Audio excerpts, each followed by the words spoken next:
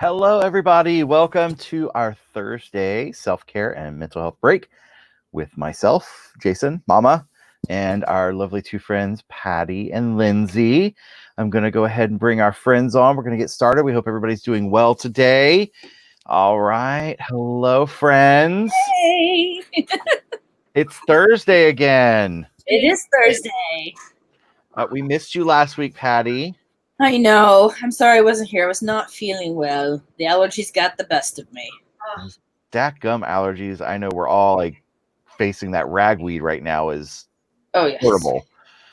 But good. I'm glad you're feeling better. Hi, Lindsey. Hi. How are you? I took the week off and I am enjoying every single freaking second of it. Good. Good. Yeah. I love it. I love it. Love it. I know I was out of town, so last week was pre-recorded. You and I had pre-recorded it. So it was kind of nice to have a little bit of time off and get back to the groove of things. So it's been a crazy week. I tell you, I think today's conversations and stuff will be really meaningful and timely. I think I had mentioned to Patti earlier, in a lot of conversation in the last 24 hours, anxiety is heightened right now. Yes. A lot of people having panic attacks, a lot of people having high anxiety. Yeah. Even some of my friends mentioning that their anxiety medicines aren't even working right now.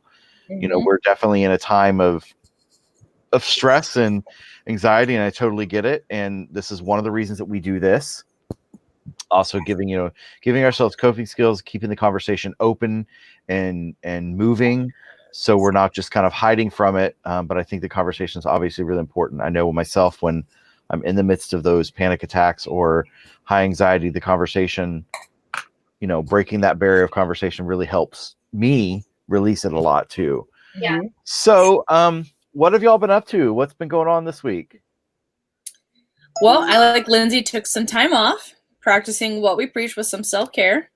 So been doing lots of gardening, home repairs, all that kind of fun stuff. But yeah, the end result is nice. So not going to get done today. I'll be ripping up my back deck and putting a new one on. I know you had like a mini hurricane go on over at your house last week. It was crazy. Yeah, I sent you all the slight video, but yeah, the winds were insane, and it actually ripped a big old 4x4 right out of my ground. That was concreted at that. Yay. So it like snapped it right at the bottom, and it was like coming towards the house. So we're gonna be doing some of those repairs and prepping for the next set of stuff that we as Floridians get to deal with. Yay. Cutting back trees and making sure the fence is not gonna hopefully topple over. Yeah. Hopefully we don't get any, but we always, just like with our coping skills, we use them in our toolbox. We'd rather have them and not need them than need them and not have them. Absolutely. Which is why I often use our coping skills with the analogy with hurricanes, because the more we have, the better off we are. This is true. I agree 100%. Mm-hmm. What about you, Lindsey? Well, like I said, I took this week off, and it's so funny because I spent some time kind of reflecting on it yesterday. And I was talking to another one of my therapist friends, and I said to her, I was like, I knew that I needed to take time off because I knew that my tanks were getting low. I didn't even realize how much I needed this. I Monday just sat on my couch, read a book. Like, I didn't even turn the TV on. I didn't turn the radio on. I didn't talk to anybody on the phone. Like, I just sat in my house with it being quiet with the dogs and just read a book. And I kind of been reflecting on like, what have I been doing? And it's just such basic stuff. I mean, like I said, I read a book. I've cooked some new recipes. I've done some internet research on random things about like, installing a patio fountain, just complete, just nonsensical type things. And yet I needed it so much. And it's been a really, really good reminder to myself that even in a pandemic, and even as much as we're needed right now, I have to take the time off. Absolutely. So, I'm like already looking at my calendar, like, okay, September, October, when are we getting another week set up? Because, I know Patti can probably attest to this too. Like, we usually take a good week off every 90 days, every 6 months or so. And I haven't had any time off since Christmas. So yeah, and I think that's important to note. And I think I remember seeing something about compassion fatigue when you had kind of posted some questions, Mama. And you know, for counselors, we do have counselor burnout because we do take on a lot of things in life. And like Lindsey said, you know, it's kind of a common core practice for those, once we learn how to set those boundaries, we're not baby counselors anymore, to take that time off. And I know for like me personally, the last time I took off for fun was the end of September. yeah. So, and I could say that even this time off, I wouldn't say has been fun, Right. but it has been a break. So, you know, but that goes along with the compassion fatigue, which a lot of people are undergoing right now. And just as Lindsey said, I needed it. Because, you know, I always say it's like that old analogy. If your pitcher's empty, you're not pouring anything for anybody else. Exactly. So, you know, you need that time to fill up. So I know like a lot of people are very, you know, concerned about things going on in the world, whether it is COVID, whether it is all the social injustices and all the stuff that social media news, everything is just being like piled into your face. But take a break from it, turn it off. Right. You know? Pull the drapes, Yeah. you know, watch a comedy, read a book, you know, listen to a podcast about some random thing about, you know, how blue whales migrate, whatever it might be, you know, something off of what you've been like throwing in your face all the time can really help lessen that anxiety. Yeah, I agree. Cause I mean, this isn't like it's a hurricane that's on the edge of Florida right now that we have to watch the news steadily. We know COVID is here. Right. We know that the numbers are going to be changing by tomorrow. It's okay to turn the social media off. It's okay to turn the news off. Stop looking at numbers for a day or two or 3 or 4, and take that time for yourself. Because I know myself when I was, you know, locked up at home for that time, that's all I did. And every hour I was watching the numbers, and I'm like, what is good is this doing me? It's not doing nothing but bringing fatigue and more anxiety. Yeah. You know, so I think it's important to know what's going on, but it's also important to take that time. And I did the same thing. I drove to the mountains, and I still laugh at talking about this. I stopped one time on the way up, stopped one time on the way back, didn't use public restroom, didn't get food, had my snack seat next to me, and we were ready to go, you know, and then I went up and hid in a safe place for a few days, and I needed it, you know, surrounding myself with people who do good at taking my phone from me and making myself take that time. It's so important. Even if it's something you can't do, if you can't take a week off, take a day. Even if it's a day every so often, it's so important to do that. And like you said, research something that may seem silly. Get some random knowledge out there. Watch a movie. Find a new hobby. I mean, honestly, I was not. I mean, I gardened years ago, but you know, with all of this going on and being at home, I'll share with you all that I have started gardening, and since then, I don't really buy a whole lot of fruits and vegetables. I just go out to the garden and pull them up. Am I, you know, a pro at it? No, but you know, when I do go on social media, I'm on several like gardening pages to learn about organic ways to take care of this or that, or when do you know when it's ready to pull a potato? I didn't know. You know, so researching these things that I never would have. So even if you are using social media, use it for a positive more than like refresh. What's that new number? What's the new news? What's what you know, what's go to say? You know, that's where we get that anxiety buildup. And Lindsey and I, and even Jason, we can tell you, we get it when you have anxiety. You know, it's the unknown that's the most fearful. Yeah. Because, you know, like I use the analogy all the time, and it's an old, I think Lau said it, you know, where if we live in the past, we have that depression where when we're constantly living in that future, we're suffering from anxiety, and that's why it's important to be present. And it's that unanswered questions that anxiety can really like tear you apart. But that's part of knowing those bubbles, like we talked about, what's in my control, what's not in my control. You know, I can control what I'm looking at. I can control what I'm reading. I can control who I'm interacting with. Those things can help me ease my anxiety. Exactly. But if you're, you know, if you're stuck in that spot and you don't know what you can and can't do, try new things. You might find something that you didn't know you'd like because you were so busy with regular day-to-day life that you never had the opportunity to try it. Absolutely. Yeah. I agree 100%. Really quick, welcome everybody. We are, of course, doing our self-care and mental health chat that we do every Thursday. Please feel free to say hi, chit chat with us. We do have some questions that were sent in last week that we're going to be talking about here in a few minutes. But if you have some things you want to talk about or some questions or comments, please feel free to throw them in the comment section and we'll talk to you. Welcome. I do see people joining. Welcome everybody that's joined in. But I do want to keep reiterating about that you said earlier, that hula hoop, that sphere of control. Yes. I can control what I can control is what I can control, and fearing what you can't is so it's important not to. And I get that because I am a control freak. I have those, if I am out of control of my sphere of control, I lose it. I freak out. And, listening to several people, I had a conversation this morning with a friend of mine, and she's going through very similar things with the head cold and the congestion and the anxiety. So then you've got shortness of breath. Yep. Then you've got, dizziness and you can't focus. And what are those are two obviously symptoms of COVID. So first anxiety, those of us that are in fear, and that's the first thing we go to. But then you have to kind of stop and say, okay, what are the others? Do I have a fever? Right. Have I been sick? Is this something that I fight all the time? And then I look, and even for myself, I look and I say, oh, I fight sinuses every day of my life for 41 years. Secondly, this is a common symptom. I'm tired and lethargic because of this, and this. So taking that step back, getting in your own hula hoop, getting your own sphere, and say, what can I control? How much of this is overthinking? And how much of this is reality? And I've said this before.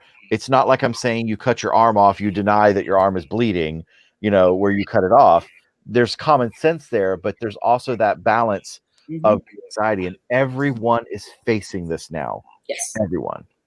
Well, and that's why it's so important. Like, if you're not currently in therapy, or, hopefully if you need it, you're asking the questions and getting it. But if not, that's why Lindsey and I have been doing this, is to start to build up that toolbox of all these different coping skills. Like last time I was on, we built like a coping skill toolbox. Right. We've given different activities you can do that you can throw on in there. One of the first times we met, I brought on different items that can go in there. And I think it's really important, and I will continue to reinforce this, is knowing there's a difference between a coping skill and what I call a boredom buster. Right. If you're doing something just because you are bored, that is a boredom buster. A coping skill is for those times when you're feeling those negative emotions physically, mentally, and emotionally. You take on that task that will help ease it. So it could be reading a book, could be listening to music, could be dancing, could be painting, working with clay, calling a friend, playing a game. Like, again, all those things we've talked about. But I know when I work with my teens, I say, well, when you play a video game, are you doing it because you're feeling negative and you want something to make you happy? Well, no, I do it because I don't have anything else to do. That's not a coping skill. Right. That's boredom. So make sure we're using it for the right reasons. Not that you can't play when you're bored, but make sure we're calling it what it is. Well, and one thing that I realized that I was doing and didn't even realize that I did it was, how you were talking about, Patti, with social media and using that for something different. You're using it to like search garden things and stuff. And I started to snooze or unfollow or whatever groups that I love and I'm normally very interested in and very a part of, but it was like that was all my feed was. Right. Yep. And so I would go on to Facebook or Instagram, and that was and it was, for a lot of it, it was therapy related groups. And, it was just a never ending feed of how do I help with this? How do I help with this? How do I help with this? And so even when I was on my off time, after work or whatever, I still was pouring into other people as therapists, helping therapists, because it was in my face. And so I snoozed them, or I've, taken a break from them. And now my feed is way more of things that I have more of a, personal passion in, such as like, animals or Disney or travel or, I'm super into, which is really weird right now because I'm never going to do it, but I'm super into watching people take the Sprinter vans and do like remodeling and gutting Mhm. and all that stuff of the Sprinter van. So like home decor and those things. Mhm. And just putting in that boundary and changing that up.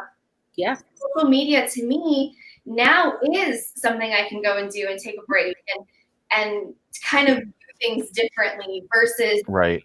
dreading going on it, because by going on it, I was going to be inundated and flooded with so much of everything else. So being aware of that, that's, I think, a huge thing for people to think about is what are you following? And again, you know, the mute button is a great feature for friends and family who maybe you just have some different viewpoints on life and policies and politics and everything. Mute for 30 days. I call that timeout island. And sometimes people just need to have timeout, and that's where they go. But again, that's taking that control. Yeah. You know, I can't control what they post on their page. That's their decision. Right. But I can control and choose how to interact with that content. Mm-hmm. I think it's so important to realize that, as you said, your timeout island or that mute button, it's okay. Yeah. I have to do it. Like I have about probably 14 different chat groups on Facebook that I run and work with, you know, with my parents and my teens and, you know, our Discord and like all this stuff. And there's sometimes I just have to mute it. I have to put it on mute and stop. And that's okay. And what's great is surrounding yourself with people that understand that it's okay. Yeah. That it's not that you're ignoring them, because you're not. You're taking self-care, and this is so important. And if there's one thing that I have learned, I know, but I've really learned, I've got from here to here in the last several months, is the importance of that. Yes. And the importance of surrounding yourself with people that understand that. So that's I think that's another key too in the midst of that, is surrounding yourself with the people that know that how important that is. Because when that picture's empty and it's empty and it's you just can't do anything else with it. So very, very good. Let's kind of hit one of these questions. Nobody's really chatting today. That's all right. There's people there. They're watching. Hopefully you're getting something out of this. We appreciate it. And if you're watching in the future, you know, in the future, if you're watching in the future, you're really, really good. If you're watching this pre-recorded, you know, we always see the comments and stuff so we can come back and talk to there. So that's been a theory as to why 2020 is so wonky. Have you guys heard that theory? No. That somebody did travel back and messed up the time sequence, and now 2020 is trying to rewrite the time pattern. No, I haven't heard that one yet. So, you know, honestly, nothing surprises me anymore. Well, and then my new favorite little thing that I keep in the back of my mind and laugh, but also go, huh. Like, it's that scared laugh, is I saw a meme that said, just in case you guys haven't realized, the next 5 months of the year spelled Jason. Yep. Yeah. With a picture of Jason Voorhees. Yes. That's great. Yeah, you know, probably. And then I reclaim that one, because if you add December in, it's Jason D and it's my name. So then we're going to have a good rest of the year. So it's going to get better. And then and glitter. Yes. And then it goes to January, and that's my middle name, John. Yeah. So there we go. You know, we're going to be good by January. I'm believing it. That's so funny. Too funny. All right. So one of the questions that we got sent in was PTSD and autism combo. It can be pretty overwhelming dealing with past trauma on top of social anxiety autism already brings. Yes. Yeah. So what's something we could say about this? Therapy. Yeah. Therapy is a big one. And making sure that you get with a therapist who understands both PTSD and autism. And the reason why I say that is because, like, I know Lindsey and I both specialize with trauma, but we both also specialize with those on the spectrum, and not everyone understands that. In fact, was it last year already? I think it was last year in March. I attended the ISSTD conference and spoke on this. And when dealing with trauma and those that are atypical cognitively, trauma care is dealt with very differently. So if there's only kind of one of those, I guess, warnings to give you, is make sure you ask the question, like, not just that they're aware of trauma, but are they aware of trauma with someone with an atypical cognitive mind frame? Because it is very different. I don't always use EMDR, but I do. And even the person I was trained with doing EMDR, she sends clients that are atypical to me because I have a different understanding of how that trauma is processed. From an EMDR perspective, oftentimes I don't use EMDR, and we have to go about it a different way. And I've said it time and time again, and there's no book. I probably need to write one. But in my experience, it's about learning the language of the individual where we can really start to process that trauma. Mm-hmm. So, I agree with Lindsey 100%. Therapy, and learn ways to kind of help cope with those social anxiety moments. Where is it coming from? What is your parameters of comfortability and uncomfortability? And, sometimes some exposure is needed. I know I've gone with clients outside of the office space, of course, with all the appropriate paperwork and realizing that's not 100% confidentiality, where we've walked around the mall on a Wednesday morning and then walked around the mall on a Saturday afternoon because that was a comfortable place, but depending on the time, so, that's why I said, make it very clear of what your needs are and also the training that the person you contact has. And on your role in the situation, if this is a parent who has PTSD and then their child has autism, that can be a trigger. And so a lot of times I recommend when doing trauma work, especially if the child is doing trauma work, 9 times out of 10, I want a parent also doing trauma work, because again, we have that, it's called secondary trauma. And I used to work with a lot of children who had been sexually abused. And part of our program requirement was that the parent also had to be in therapy. And that was because, yes, the child was the victim of the abuse, but the parent also had trauma because that is their child. So being aware of kind of where you're at, if you are the caregiver, and being able to express and get the support that you need. But specifically when it comes to PTSD and autism, I'm a firm believer that you're going to need a professional support. That's not something that you're going to be able to just go onto YouTube or just go onto Google and kind of process yourself. That would be something that I would say to anybody. It sounds like that would be a good situation to have a personal relationship with a therapist. Okay, that makes sense. Complete sense. And I do like what Patti was saying is you need to make sure that they understand, because I know, and for what I understand about everything is you're going to handle trauma, you're going to handle PTSD and anxiety completely different from someone that is not atypical and someone is. Because if you try to handle someone that's atypical the same way you do, vice versa, it doesn't end pretty and couldn't end pretty. Almost re-traumatized in a lot of ways. And then the other thing too is being aware of where the person is on the spectrum, because obviously those treatment protocols are going to be very different for somebody who is, what would be considered high functioning autism versus somebody who is more nonverbal. I mean, that's, and even being able to ask those questions, from a therapist, you work with clients who are nonverbal. Yes. That's so important, because I know several therapists who are great with high functioning autism or what was used to be called Asperger's, but there's no way that they would feel comfortable or would know how to appropriately help somebody who is nonverbal. Right. Absolutely. Very, very good. So I think we answered that. Well, and if that person wants more resources on helping them find a therapist, again, we're going to plug ourselves and say, reach out to one of us and we'll get you connected with somebody. Because then that's what we're recommending, is to get a therapist, so we will help you find one. Exactly. And I know with you too, if it's something that it's not in your wheelhouse, you're going to help find something that will, and someone that will. Yeah. So I definitely agree with that. Very good. Very good. All right. So the next one is just kind of random, and I actually kind of like this. So it says tips on wearing masks and makeup.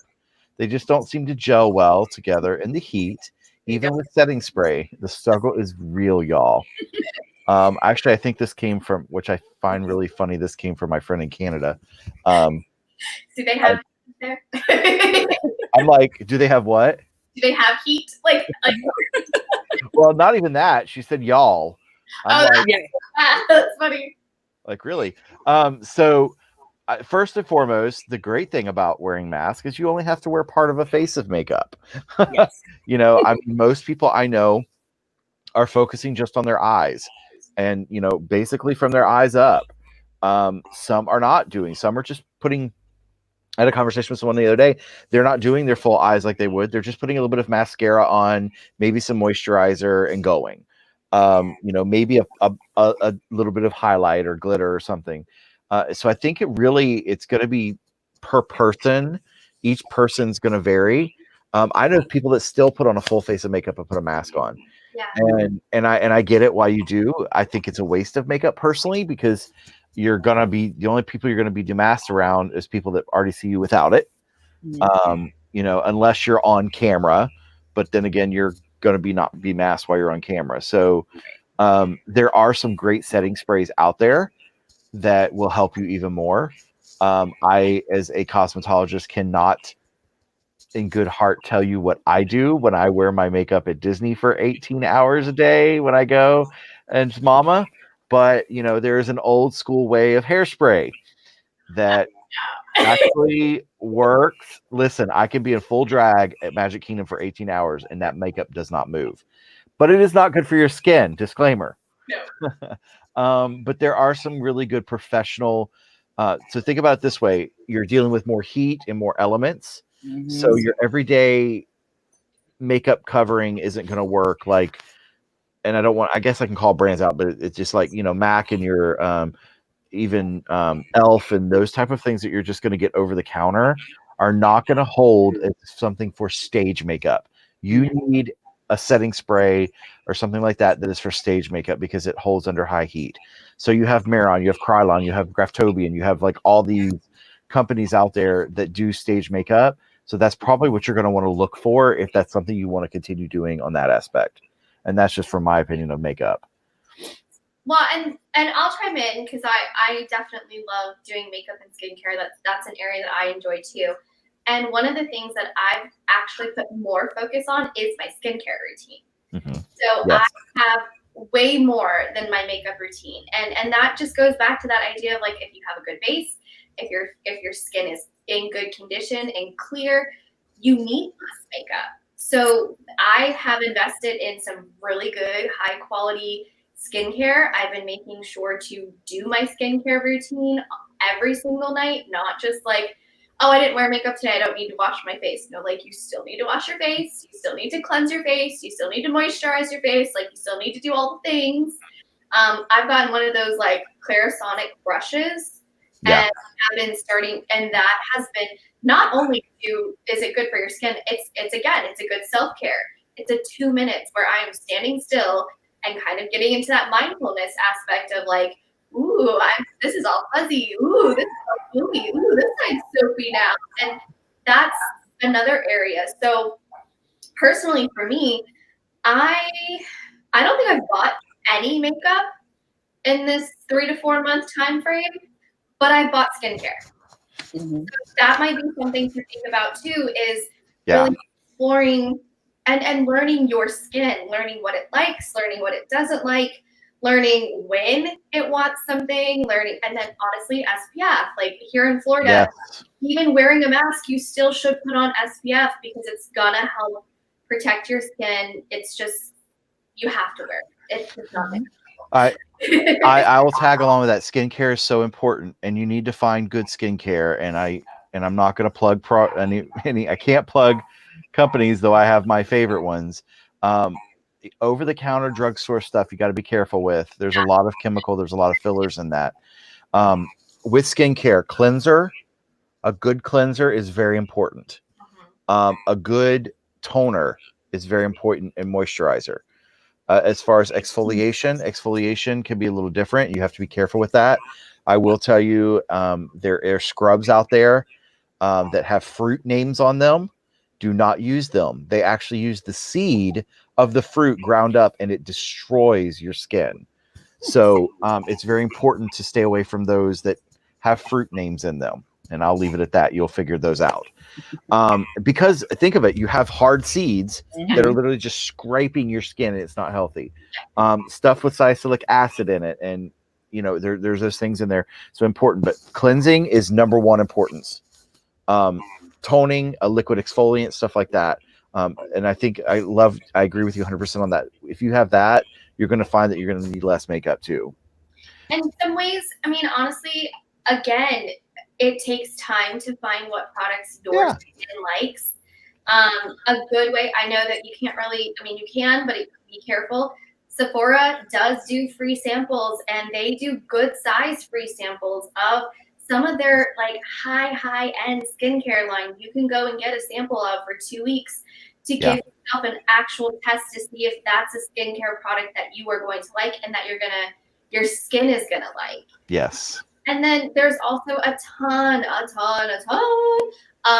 like beauty subscription boxes that you can get. I know Birchbox has one, Sephora has one, Ipsy has one. I mean, you just go online and they're like $10 a month. And that's honestly how I found the skincare products that my skin really likes. Mm-hmm. Is by doing those small trial size ones and really finding out what worked for me. And so that's another way that I would recommend is sign up for some of those boxes. A, you're going to try out some cool skincare. B, you probably even get some cool hair care. C, maybe some makeup. And D, it's like getting a present in the mail.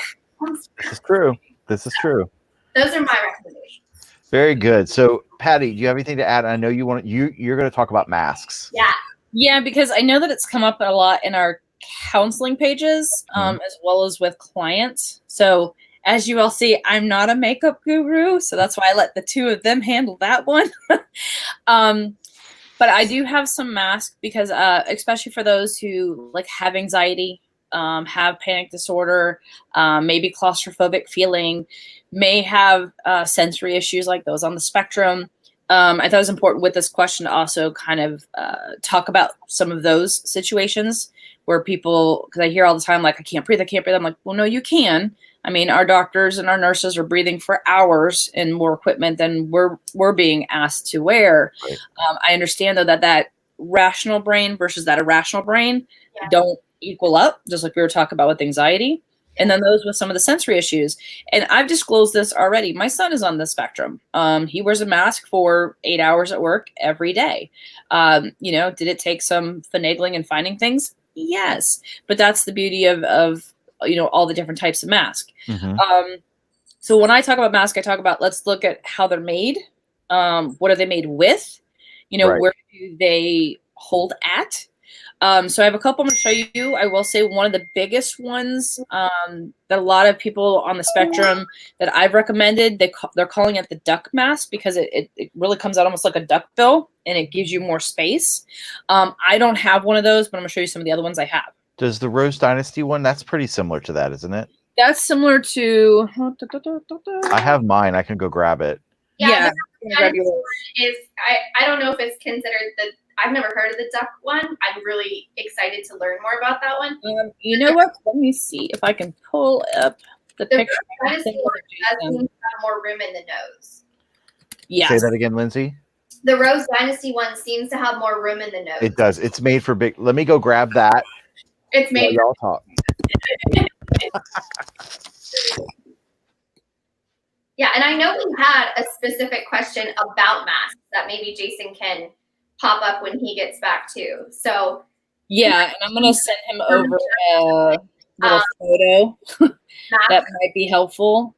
That he can post for everyone to see, because again, it does allow more space, and I think that can be very helpful for those that are kind of struggling with feeling like you can't breathe or you need just that little bit more room. So we'll have Jason put that up in a moment, but in the meantime, I'm going to show you a couple other ones that I have around the house, and I use them for different purposes. So the first one, yes, it says "ooh people." It's just cloth.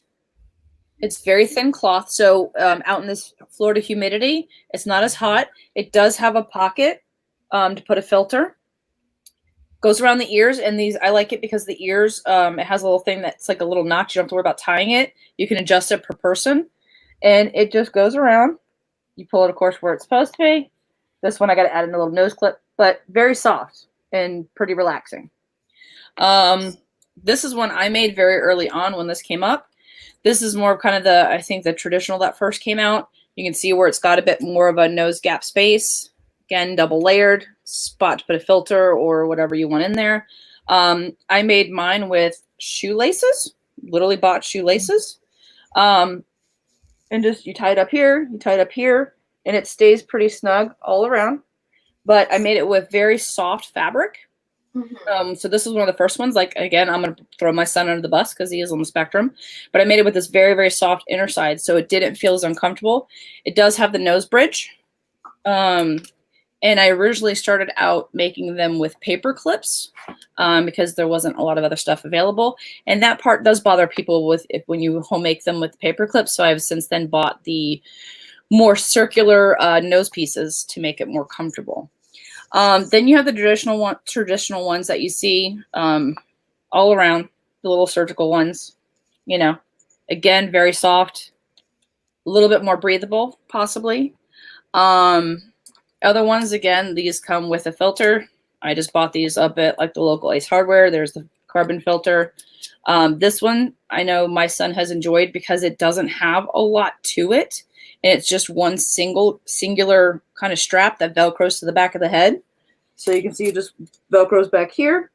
And for him, this one's more comfortable. Now, it doesn't mean everyone on the spectrum is going to find this one comfortable. Right. He didn't like my paperclip one, so these we've gone with. Now, for those who are going out maybe with the N95 mask, I do have like this kind. But again, these are a little bit more cumbersome because it has to go around the head and you tighten it. And then another one around the head and tighten it. But you can see, you know, if I pinch this, of course it's crooked because I don't have it tightened. But with this one, it's a bit more cumbersome. It's a little bit harder to hear. So, you know, this one might be more sweaty because it does have a plastic inlay. So again, that's why we want to look at like fabrics and things like that. My son does have a job. So he, again, is working for 8 hours a day. So this one, or the one I'm about to show you, which this one is the N95 as well. But you can see it does not have any plastic inlay. It is just the fabric. He prefers these. Plus it has, if you look, a little bit more of a nose shape out here. So when you put it on, you have a little bit more of a breathe space compared to the other one. Because my mouth is back here. You can see I can pinch a good amount. So it allows a little bit more breathing room. Now the difference is, I don't know if you got the picture I sent you, Justin. Yeah. Or Jason. My brain is gone today. You're fine. So this is the duck. Okay. Yeah. It looks like a duck. Okay. Yeah. So it's similar to the one that I just showed you, but it's more of a sideways thing. And for a lot of people that work on the spectrum or with anxiety, again, this one kind of gives a little bit more of that breathe space to go in and out. And they find it a little bit more relaxing. They do have it where it has the ear loops, or, you know, the one as you see there. But that's just to give you an idea of what they're calling a duckbill mask because you look like a duck. Right. And then these are the, like, see Rose Dynasty mask. Kindred Foundation has these on sale on their website. And each charity, there's several charities, and we get a portion. Each charity does. So this is what I wear to work every day for 8-9 hours a day. And the same thing. It's kind of like it. I have that space there. Similar to this one. Yeah. I have that good space in there to breathe, like for a few minutes. And this one doesn't have the thing, but it's, for me, it personally fits right on my glasses. And it helps where it doesn't fog my glasses up. Right. As bad. Now, if it's hot, really extremely hot, and I'm sweating, it's a little different. But so yeah, so again, these are another type. And this one particularly is made of almost like a neoprene. Yeah. Like a wetsuit material. Yeah. And it's double layered. In fact, you could slit and put a filter in, but I don't think I need it because it's pretty thick. Mm-hmm. Did you get one of these, Patti? I know you did, Lindsey. I haven't got one of those yet, and that's why, like this one, the first one I showed, I did put filter in it. Right. This is like a legging material, so it's Yeah. very, very thin, but this one makes it more breathable. So, like I was saying, I do use them for different purposes. So if I'm visiting a family member that I know, is okay as far as I know, or a friend I know is okay, but we can still social distance a bit, I'll wear this thinner one. Mm-hmm. Now, if I'm going to the store because I do have to go, hunt and search and all of that for survival, I'm probably going to wear one of these for more safety precautions. Mm-hmm. So it really, having that mask to, depending on where you're at, but also about your comfortability. Because again, this fabric feels very different from this fabric, feels very different from this fabric, feels very different from this fabric. So that's why I say those, that again may have panic attacks because they might feel like they're being a little bit like a claustrophobic feeling. Mm-hmm. There are tons of different masks out there to try. Find one that works for you. Again, for a lot of people that are on the spectrum, it could be about the fabric. It could be about the texture. It could be about the breathing space. What is going to work? Because like the duckbill, I know I've looked up the pattern. I'm going to try to make one. But I'm making mine out of fabric because, again, some of these more medical fabrics aren't the most comfortable. Mm-hmm. But that way it's something to try. Right. I know it looks like I have quite a collection, but I was trying them out to also help clients and my son. So I have more than even this. I just brought a few on, so I didn't bore y'all too much. But I really encourage people to try different ones. Don't spend a ton of money, but find even what kind of cutout works, and then from there find out what fabric works. I have some. I don't have it. I have my extra one in my car. We have some rectangular ones that Scott made, and they were pleated, and they fit pretty nicely too. Yeah. Like these ones. I have fabric ones that are very similar to like the surgical ones. Yeah, it's like that one. Fabric. Yeah, and they're the pleated ones. I have those. For me, they don't sit because I have that. I have a witch's nose, I say. But I bought the metal that they kind of use in these. I bought on Amazon very cheap. I think it was like $11 for 100, and I'm just gonna go sew that on so that way I can feel that little bit more pressure because those irritate my cheek more. This one actually has been like this shape, whether it's this one or I have another one that's like this, has been the best for me because I still have that room in the shape of my face and my nose. And I'm the same way. I have two in my car. I keep one hanging by the door. I have an extra one at work, and something that, just as a side note too, because we talk and we also deal with people with sensories. What's the proper term? I always say this wrong. For what? Not sensory struggles. Sensory processing disorder. Sensory processing. Smells, and you've talked about this. I put essential oils in mine. Yeah. I did learn yesterday, don't put it in and then put it on. Let it air out a bit.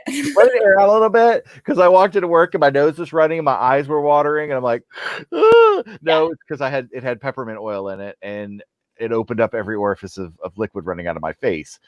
So but it helps with the smell. Lavender. I use an essential oil company that has some great like relaxation blends. I try every day to put oils in mine, aside from cleaning it. That helps too. Yeah. Well, and another thing that I know someone had brought up too is just the fatigue associated with wearing a mask. And I would say, again, it's trial and error. You're gonna learn, but know your limits. Yes. And if you're able to, again, if you're at work and it's required that you wear a mask, then it's going to be figuring out which mask is best for that situation. Right. But if you're in a situation where you're going to the store and that's a stressful experience to begin with everything going on right now, maybe be aware and say, okay, you know what? I've got 30 minutes and I know that that's how much I can handle in this situation. So I'm going to focus. I'm going to have my list. I'm going to prepare ahead of time. And that's what I'm going to do. And if that doesn't work, do maybe delivery. If you're not able to do that, reach out to a family member and friend and see if you can get support for supplies and things like that. But you have to have those honest conversations with yourself of what am I comfortable with? What am I willing to do? What do I have to do? And then how do I work within that situation? Because, like I shared with you guys backstage, I've been seeing so many videos and so many like Instagram stories of, the cast members going back to Disney and doing the cast member previews. And it's so emotional. Like I want to be there so bad. And yet I see them all covered in these masks and I go, I couldn't do that.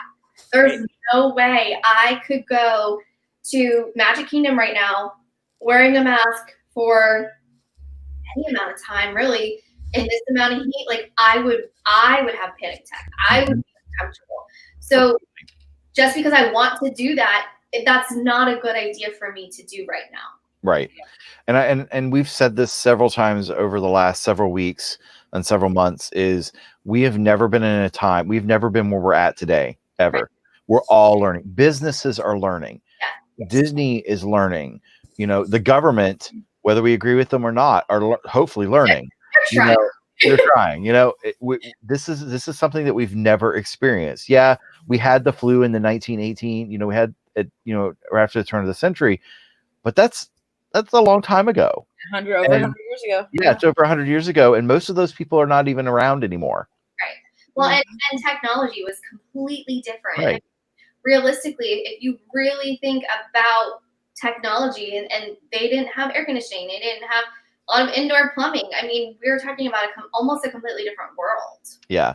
So I think you should give yourself the grace and the mercy to understand that you're learning. And I know us at the salon and even, in other jobs, you take the time to go outside away from people, take the mask off, even if it's for 30 seconds. Yeah. When I open the door and let people in or out, I usually walk away from the door, take my mask off for a moment, breathe, put it back on, go inside. Try at my lunchtime. I try to go sit in my car away from everyone at my lunchtime. Utilize every moment you can to help with that. I know that masks are a big debate right now, right? But I'll be blunt, and I know we all agree on this. Science is science, and I again would rather have a 10% chance of getting it than a 90 or 100% chance of getting it. Oh yeah. And I know my numbers aren't completely accurate, but my point is I would rather it help than not at all. And it's just a matter of being a good neighbor and respecting people. And, and if it's something that you really can't do, that you cannot overcome, then you need to find a way to pass it, a way around it. And, like you said, call a friend, call a family member. There are delivery services, and a lot of them are free. There's some that you have to pay, but a lot of them are free. So there are those options. There's so much out there, and we have to get through this together. And we've said this many times. We're not in the same boat, but we're all in the same river. Some of us are flying or soaring in a yacht, and some of us are on a piece of board. Yeah, we're flying over too. Some of us are on a piece of 2x4 floating in the water, but we're all in that same river going the same place, and we're all having that same mental and emotional struggle, whether you're rich or poor or not. So I think it's important for us to recognize that too. And I did want to mention, because I'm big about people with different abilities, is for those that do frequently speak ASL, there are several masks out that do allow a clear view of the mouth. And the importance for that is a lot of people who do speak ASL, a lot of the facial features, and that kind of uses those enunciations and the kind of the tone of what they are signing. Those are also out there. I don't personally know ASL very well, very minimally, but just for those who may need it out there, know that they are out there for you. You can get them for family and friends who you do speak often with, because I know that hand signing is one thing, but it is a whole body speaking. So, make sure that if you know somebody out there who's in need of that, direct them in that direction as well. Absolutely. I agree. And I'll tap onto that too. If, we were talking about Facebook and groups and stuff like that. There are groups on Facebook for literally everything. Every single thing. Yeah. So if you are in need of connecting with your people and your support group and getting resources and things like that, I had a cat who had feline diabetes, and I joined a Facebook group, and it saved his life for several years. He's gone now. God rest that cat soul. He was kind of a jerk. But anyway, I reached out and learned and educated myself and got with people who had already had experience. So if you need support, there are groups, and if you just got to do the basic typey or survey speak it, you don't even have to type it. Yeah, we can talk about it and it'll pop up. That's for sure. Mm-hmm. Well, fantastic. We did. We have one more question. Says, where can a person from Mulberry with no insurance go to talk to a counselor? He's terrible panic attacks. Has been to Lakeland Regional and Peace River in the last month, and there's been no meds and no appointments able to be made. So we kind of talked about this beforehand. Obviously, if the places you've gone haven't worked, I know that we could recommend Crew Health. They may be able to direct you in another place. crewhealth.org. You can contact them through there. They're based out of Orlando, but they do work through Central Florida. Also, there is a place in Winter Haven called Women's Resource Center. They actually have a licensed counselor on staff there. I know they primarily work with domestic violence and such, but they are they may be able to point you in the right direction. They may be able to help you. They also are LGBTQ plus friendly. So they're one of the few places like that in Polk County I know of that are safe for that.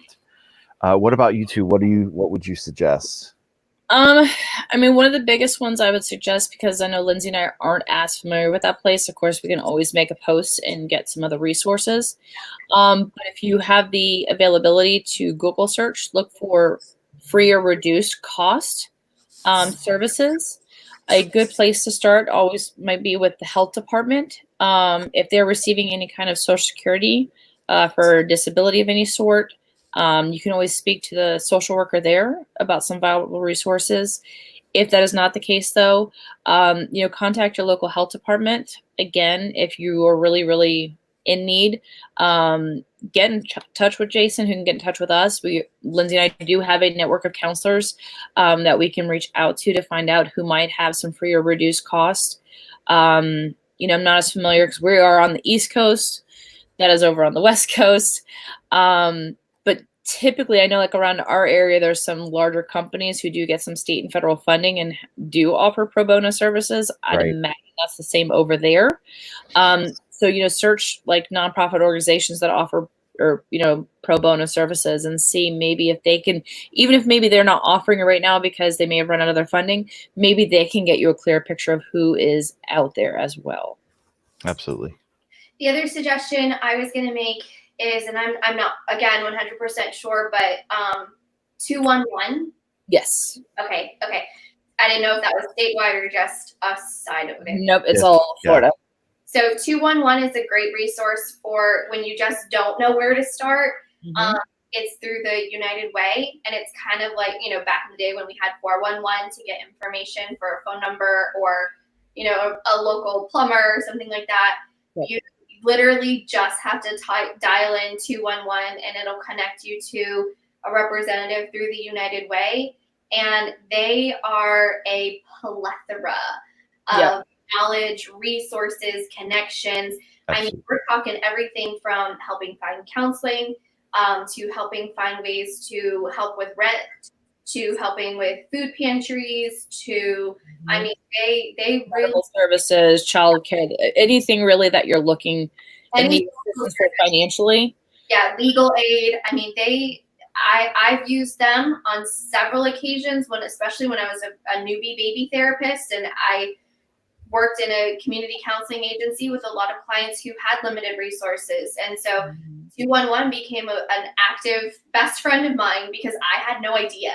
So they were a really great option. The other thing is, and I think it's just an honest conversation to have, is you just have to keep trying. And I know that sucks and it's exhausting and you get worn out and you get beat down and you're like, I just want to give up, but you have to keep asking because the resources are there, and it's just a matter of finding out how to make the connection. And the cool thing right now is that there are so many therapists who are doing reduced fee services, or, because they're doing telehealth. So you could have a therapist who's, in Tennessee, but they can see you because they're licensed in Florida. And so it's just a matter of, you just have to keep asking. Yeah. And reaching out and advocating for yourself. And another thing is the places that individual's been to. I can speak over here because I know I get calls from our local groups here that deal with psychiatric and things of that nature. Is maybe reach out to one or both of them to see if there's a social worker that maybe has some insight. Because some of like our psychiatric facilities here that are more local, I've had the social worker or a counselor call me and say, hey, can you see this person? So they, a lot of counselors do have that kind of connection. So maybe even ask them if they have a list of resources available, because again, when you're local to an area, you're going to know more people. But I get calls from our two local hospitals that have inpatient care, and they reach out to me. There are also some other resources depending on their history. Like I know that I'm acquainted with a group that works with disabled veteran, but it has to be post 9/11. Just like I'm partnered with like Gardner for those that are on the spectrum. So there are other maybe groups that you can become part of depending on your history. But again, that would be more of a question to research. But there's always help. There always is. Sometimes that you have to really, really find it. Or when you get in touch with a counselor, they can ask you those questions and help you get those services as well. But maybe even reach out to the two, hospital agencies you've been with, and see what they know is offered in your area. Absolutely. Good idea. And I'll continue to research what's available here and see what I can find and connect with that person too. And if you are local and know of any of that, please comment, send us a message. Absolutely. That's what we try to do, is network the right. But I do like what you said, is sometimes it may not be easy. Sometimes we don't get the answer right away. Sometimes we don't get the answer the first time, second time, or even third time. Yeah. It's about being persistent and keep fighting to find that answer. So because you matter to do it. Put the work in because you matter. Absolutely. Absolutely. And if this is a person, this person was asking obviously for a loved one, let's see what we can do. Absolutely. Fight for them. It's important. Absolutely. All right, my friends. It's been an hour. This hour went by fast. Yeah. The weather changed in an hour over here. It looks like your internet's phasing. Yeah. The weather getting Stargate phasing out. Yep, there we go. Awesome. Well, all right. So do you guys have any closing thoughts, and we'll move on for today? No, just as I tell you all every week, thank you for joining us. If you're watching this later on, I hope that this has helped you in some sort of way. We're going to continue to bring up those topics, whether it's through our personal adventures, things that are asked through here. We're here to answer those questions. We're here to give you those tools, and hopefully it's been very helpful. Absolutely. Lindsey? Do some self-care, man. It's been just random stuff. Do some random stuff. And I want to hear about it. What random thing you did that just brought you pure joy. I watched a movie, and I never watch movies, so that was pretty interesting. That's good. Very good. And I want to encourage everybody to keep washing your hands. Wear your masks. Wear your masks. Wear them. Be safe out there. Or stay home. Exactly. Absolutely. And know that you're loved, accepted, and wanted. We will see you all next week. Don't forget story time on Sunday at 2:00. And have a great week. Bye, everybody.